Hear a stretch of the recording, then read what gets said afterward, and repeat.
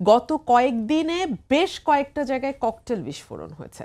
আজকে যেটা ল্যাব এইডের সামনে হয়েছে, একইভাবে আপনি জানেন যে আমাদের একজন উপদেষ্টা ফরিদা আক্তার, ওনার যেই প্রবর্তনা, শস্য প্রবর্তনা, সেখানে হয়েছে গ্রামীণের অফিসের সামনে, কার্যালয়ের সামনে। সুতরাং পরিস্থিতি খারাপের দিকে যাবে এবং একজন এমপি ক্যান্ডিডেটের উপর হামলা হয়েছে, উনি গুলিবিদ্ধ হয়েছেন চট্টগ্রামে। ধারণা করা হচ্ছে এরকম বেশ কিছু গুপ্ত হত্যা করা হবে, হামলা করা হবে। বেশ কিছু ক্যান্ডিডেটের উপর যখন হামলা হবে, অটোমেটিক্যালি কিন্তু নির্বাচনটা স্তিমিত হয়ে আসবে।